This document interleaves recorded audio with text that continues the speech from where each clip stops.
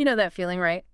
You walk out of a doctor's appointment, you've got a clear plan, take this pill, schedule that follow-up, and then, well, for some reason, it just doesn't quite stick. Yeah, life gets in the way? Exactly. It's this universal frustration for patients, for doctors, and it's actually way more complex than it looks on the surface. Absolutely. So today, we're doing a deep dive into that whole world, patient compliance, or maybe a better term some prefers, adherence, to medical advice and appointments. Right. Adherence feels a bit more collaborative. It does. We're going to try and unpack why it's such a challenge, how it hits everything from, your own health to these huge clinical trials, and what the latest research is telling us about how to understand it, maybe even improve it. And we're drawing a lot today from this fascinating review that really digs into the problems with even just defining and measuring compliance. Yeah.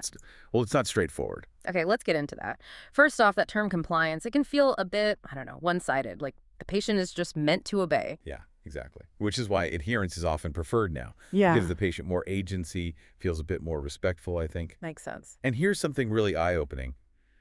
Adherence isn't always the best thing. There are these surprising examples from medical history where following the advice perfectly was actually useless. Or worse, harmful. Wait, really? Like what? Well, think about those old gastric freezing machines for ulcers. Turns out, totally ineffective, even though it was a prescribed treatment back then. Huh, never heard of that. Or some of the early drugs for heart rhythm problems, arrhythmia. Perfect adherence could actually be dangerous. So sometimes not adhering might genuinely be, as the paper puts it, an appropriate avoidance of unnecessary medication. Wow. That's a wild thought, that not following the doctor's orders could sometimes be the right call.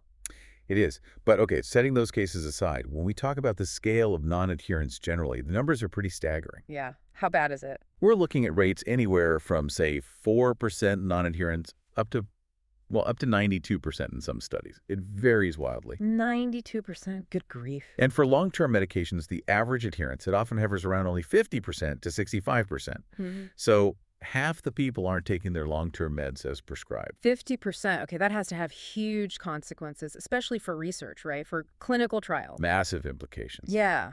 Think about it. If you have just 50% adherence in your trial group, you might need a sample size 5 times larger. 5 times. 5 times bigger, just to get the same statistical power, the same confidence that your results are real, compared to a study where everyone took the medicine perfectly. So that means way more cost, more time. Exactly. More people, more money, longer studies. It's a huge barrier to, finding out if new treatments actually work efficiently. Okay, so if it's that critical, how on earth do we measure something this slippery, this adherence thing? You said there's no perfect way. No, there really isn't a single gold standard. I mean, you can ask patients in interviews, right? Sure. Seems obvious. But interviews tend to overestimate adherence. People often want to give the right answer, or they just misremember. They are pretty good, though, at confirming non-adherence. If someone tells you they didn't take it, you can usually believe them. Okay, so interviews are flawed. What else is there? Well, we're seeing more use of electronic medication dispensers. These are like smart pill bottles. They track when the bottle is open, date and time. Ah, okay. That sounds more reliable. The new gold standard. Kind of emerging as one, yeah. But even they aren't perfect. There's this thing called the white coat effect, or sometimes the toothbrush effect. The toothbrush effect. I think I can guess this one. Is it like suddenly flossing like mad the morning you go to the dentist? Exactly. That's precisely it. You know you're about to be checked, or you've just been checked, so your behavior improves temporarily. Compliance spikes right before and right after an appointment. Huh. Okay. Yeah, that sounds very human. We've all done that. Totally. It's a natural response. So, all right, why do we fall off track? What actually helps people stick with it? Yeah, what works? For medications, often it's the simple things. Fewer doses per day helps a lot. Lower cost, obviously. Easy to open packaging. Simple reminders, like timers or apps. Practical stuff. Very practical. But also, maybe even more powerful. The relationship between the patient and the physician. That trust, feeling satisfied with the care, that plays a huge role. That makes total sense. Feeling heard and respected. What about keeping appointments? Any tricks there?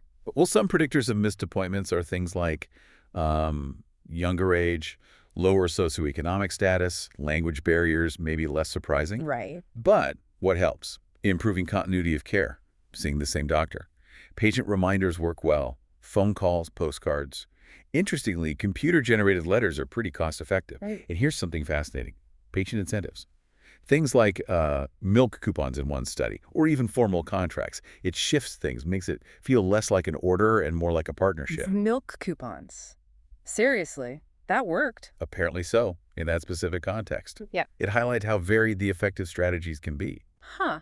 What about just educating patients more? Does that help? That's a controversial one. Education can increase knowledge, sure. People understand why they should take the medicine. But it doesn't always translate into actually doing it. Knowledge isn't always behavior change. Right. Knowing isn't doing. Okay, so this leads to something you mentioned earlier, this idea about placebos. Ah, yes. This is perhaps one of the most profound findings in this whole area. It's what they call the independent effect of adherence. Okay. Get this. Patients who are highly adherent often have better outcomes, even if they are taking the placebo, the sugar pill. Wait, what? How? I don't fully know, Uh, but it suggests there's something powerful about the act of adhering itself. Maybe it's belief, maybe it's motivation, maybe it's the type of person who adheres is also more proactive about health in general. But that consistent behavior seems linked to better results, separate from the actual drug. so adherence isn't just affecting whether the drug works, it might be a marker for something else that improves health. Exactly. Yeah. It means adherence in a trial can be both a cause affecting the drug's perceived efficacy and an effect, reflecting underlying patient characteristics. Mm-hmm. It really complicates how we interpret trial results. Wow. Okay, so pulling this all together, understanding patient compliance or adherence, it's clearly vital for effective medical care day to day and for getting reliable research done. Absolutely. So much more nuanced than just following doctor's orders. Yeah. It really shows this complex interplay between medical advice, human behavior, psychology, even belief. It really does. And this whole deep dive, it just reveals how measuring and understanding adherence is tricky, sometimes subjective, but absolutely critical to how we think about health outcomes. Definitely. So it kind of leaves you with a question, doesn't it? When you look at medical advice now, or you read about a new study, how do you factor in this hidden variable, this adherence piece? And what does real therapeutic success even look like if perfect adherence isn't always the reality, or even always the goal? It's certainly something to mull over.